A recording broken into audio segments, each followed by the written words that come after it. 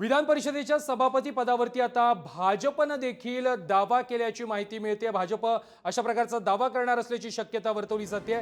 याआधीच शिंदेच्या शिवसेनेकडून देखील दावा करण्यात आलेला आहे आणि आता भाजप देखील दावा करणार असल्याची माहिती मिळते। सभापती पदावरून आता शिवसेना आणि भाजपमध्ये तेढ निर्माण झालेला आहे। खाते वाटपाचा तणाव त्यामुळे अधिकच वाढण्याची शक्यता देखील वर्तवली जाते।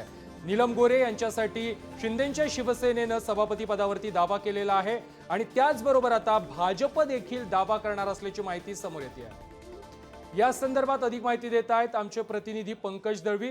पंकज, विधान परिषदेच्या सभापती पदावरून भाजप आणि शिंदेची शिवसेना यांच्यामध्ये रस्सीखेच सुरू झालेली आहे। नीलम गोरे यांच्यासाठी शिंदेची शिवसेना आग्रही आहे, तर आता भाजप देखील दावा करणार असल्याची माहिती मिळते आहे।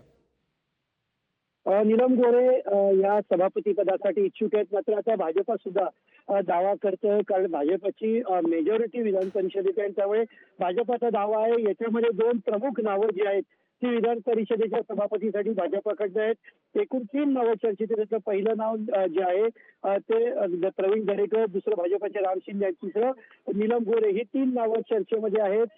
भाजपाने सुद्धा दावा केलेला आहे। त्यामुळे एकनाथ शिंदे यांची शिवसेना सभापतीपद हे आपल्या वाट्याला यावं यासाठी प्रयत्नशील आहे, मात्र भाजपा सुद्धा ते पद आपल्याकडे राहावं यासाठी प्रयत्नशील आहे।